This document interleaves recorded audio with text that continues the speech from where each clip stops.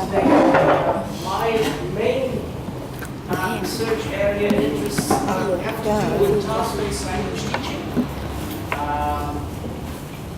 I have conducted research myself. My own dissertation was about task-based language teaching, and now I'm sort of coaching, supervising lots of students, including Ph.D. students who do research into all kinds of aspects of task-based language teaching. One of the main topics, and this is also a topic in Belgium, I think as much as in Vietnam and Canton, is the expertise of teachers. Because in one of my articles I've written that the task in itself does not promote language learning. It's not the task in itself that sort of leads to language learning all by itself.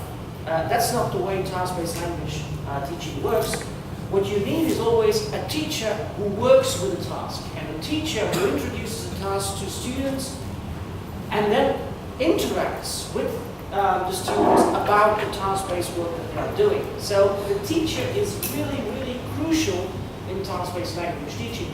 And the teacher is as crucial in task-based language teaching as in any other educational approach. So one thing that I'm doing, and I'm a teacher educator myself. I'm not only a professor who supervises PhD students, I also train student teachers, pre-service teachers, to become good task-based language teachers. And this means that we have to develop their expertise not only in terms of the English that they are talking, but also in terms of delivering input, giving feedback to students, producing output, working with tasks, and also assessment. Assessment is a big issue in Flanders because if you want to properly introduce task-based language teaching, you probably also need task-based tests. Because if the tests are focusing on grammar and on accuracy and on vocabulary, then of course your students will be studying for the test and they won't see the relevance of the task and the task-based language teaching that they're offering. But if the testing is task-based, then of course the students will be more motivated to work with tasks. And as I told you yesterday during the conference, I mean, it's also up to teachers to sort of design tests of their own and to know about the principles of good task-based language teaching or testing and good language testing. So we still have, also in Belgium, we still have a lot of work. It's not that every teacher in Belgium is teaching in a task-based way. We see the very same thing as here, teachers who sort of are used to working with a PPP approach or with a grammar-based approach and slowly but surely modify to become more task-based teaching. Because just like here, our government is putting teachers under pressure to teach in a more task-based way. So I'd be happy to take any of your questions, whether regarding task-based language teaching, the training of teachers, or research into any aspect of language learning, second language learning, English language learning, and so on. So go ahead. So I have a question about task-based language teaching, and it seems that a lot of people think that task-based language teaching and math is like PhD also kind of traditional approach, but I think actually it's not actual method, but it changes, modified, and use the time into local context, and we cannot say this is a method, but we have to think of future, think of local context, and we have to modify it, make it better and better, and we have no end for task-based language teaching. So what do you think about that? I think you're absolutely right when it comes to the importance of the local context. And I was very pleased to hear Jonathan Newton yesterday say that it takes a teacher to add value to the textbook. And I would say to that, he's absolutely right. And actually you need a teacher to add local value to the textbook. Because don't forget that textbooks, they are being developed and they are being published by commercial publishers, and what they are interested in is getting their material published and sold in as many countries as possible. Which means that all tasks and texts and exercises that are there in the textbook, they are sort of global, they are of a general kind. And what the teacher can add is is local flavor. Local flavor also in terms of content. I mean, suppose you have a textbook, or text in a textbook, and it's about traffic. There are textbooks that produce and work with texts and tasks about traffic.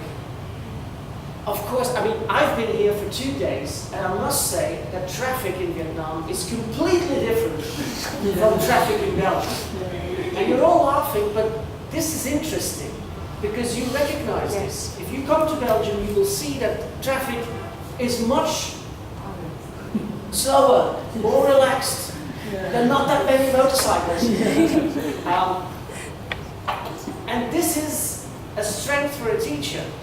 So if you are a teacher in Cantal and you work with a text in your textbook on traffic, then I would say use the local context, add the local flavor.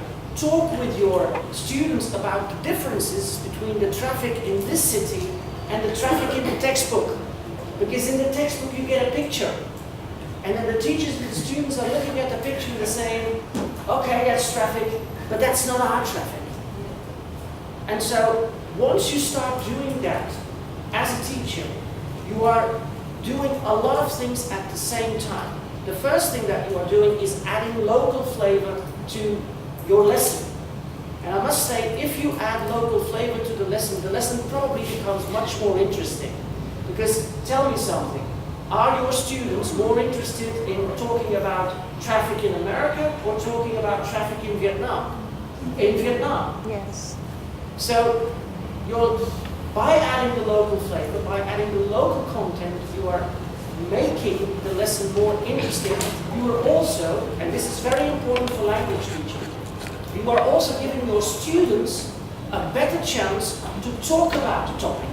Because here again, your students, whether in primary, in secondary, or at universities, what can they talk about? Can they talk about traffic in America? No. They can just say general things about that, but not much because they don't have any knowledge about that. But they are confronted with the traffic here every day, so they have personal feelings. So the chances that they can say something personal about this increase. So that's number 3. Making it more motivating, making it more personalized, and you're giving your students more opportunity to add to the conversation, to talk about the conversation, to express their own personal feelings. And this is quite important in terms of language learning, because language learning is about also using the language. If you want your students to become fluent, they will need some opportunities to speak. Meryl Swain has said, one learns to speak by speaking. One becomes fluent by speaking. So yes, we need to create opportunities in class-based language teaching. And I think by adding local content, you are definitely adding to the task. Secondly, there is another way of interpreting this. By adding local flavor, you also give credit to what your teachers in this particular country can already do. I'm not saying that teachers in Vietnam should teach in exactly the same way as teachers in Belgium. No, because they are working with different kinds of classes, the sizes are different, the number of students are different, the students themselves are different. So every teacher should work according to maybe the students' aspirations and motivations are different. What they expect from teaching is different. So if you are a teacher in Vietnam, you should also, of course, adapt to what your students are expecting and what you as a teacher feel comfortable with. The best teacher is a teacher who feels comfortable with what he or she is doing. I mean, if you force teachers to do something that they are not accustomed to, that they are not confident about, then this teacher is not going to be relaxed him or herself. So it takes some local flavor in that perspective too, and you need to give teachers the time to sort of get better, improve step by step.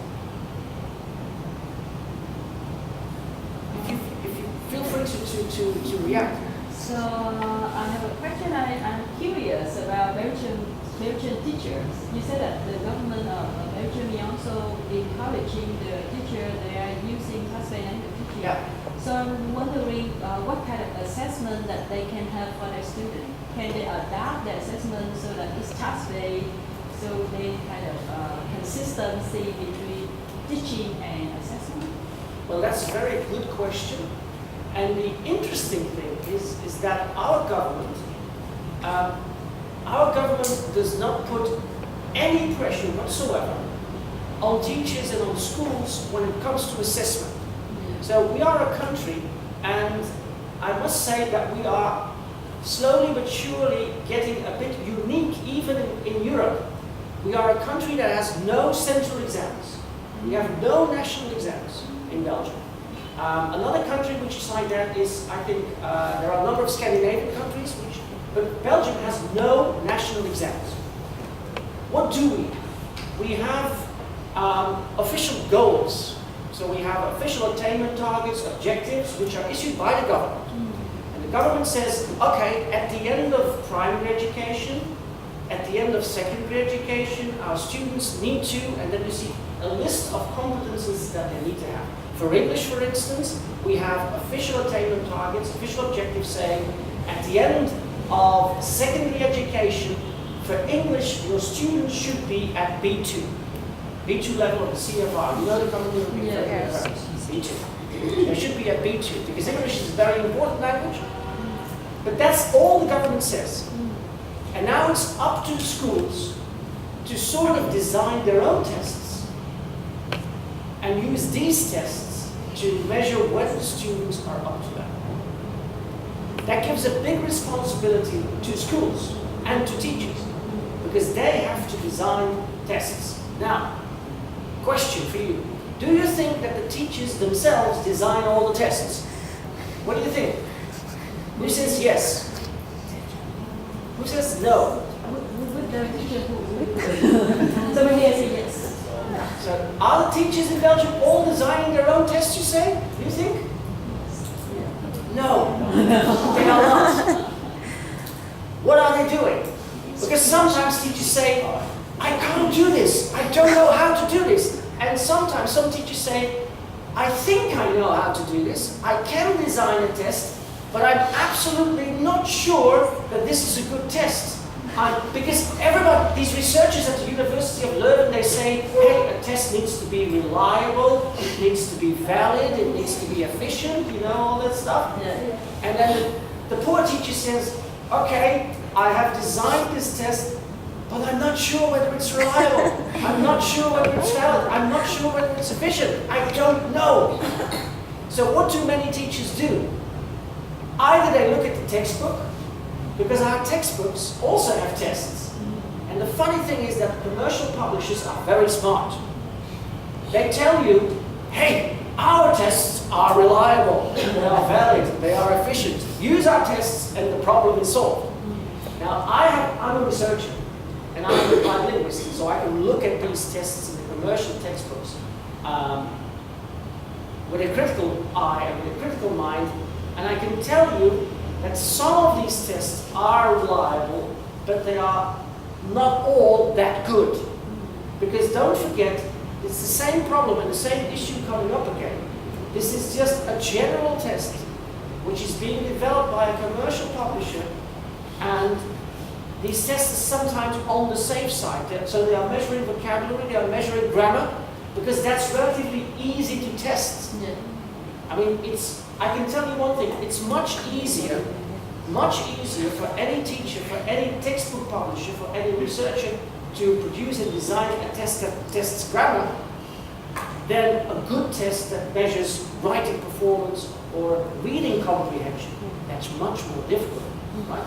So our teachers are uncertain when it comes to task-based tests. So the ones that really measure whether somebody can read a text for comprehension and do something with the information. So then they look at the universities. Then they ask the universities, could you give us some examples of good tests? And I'm working at the University of Leuven, and there's a center over there, a Center for Language and Education, and they have designed prototypes of good task-based tests. We have designed about 50 prototypes. And I think this is something that a university should do. this is a great way in which you can help teachers. Because at the university, I look at you, you have expertise in linguistics, in applied linguistics, in language learning and teaching. This is what you were trained to do, so you are the kind of people who can have and develop the expertise to make good prototypes, good examples of good task-based tests. And that's what we have been doing at the University of Leuven, and I can tell you one thing, the teachers greatly appreciate that, because they need these kinds of examples to use them, but also to learn from them. They look at how it is designed, and then they say, okay, I can do that too, and now at least I'm sure that if I do that the same way, my test will be better. I'll give you one example. Writing. Okay? I told you yesterday at the conference, a good writing test is actually a writing task. So, a very simple example, writing an invitation. That's a task. You are organizing a conference, you're organizing a party, you're organizing whatever, and you want to invite people. So you write an email, or you write a written invitation, or a letter of invitation, or whatever. Okay, that's a task. Now let's turn this into a test. In terms of instructions, it's virtually the same. In terms of instructions, you say, you're organizing a party, a birthday party, or a tea party, or whatever, a wedding ceremony, and you're inviting people. That's the task. Now to turn this into a test, you need to add something. You need to add a proper way to evaluate students' performance. So you need to add rubrics, as they are called, right? You're all familiar with rubrics? Yeah. Yes? So what we do at the University of Leuven is to give teachers good examples of good rubrics. We also give them some examples of bad rubrics, just for teachers to learn to distinguish the good ones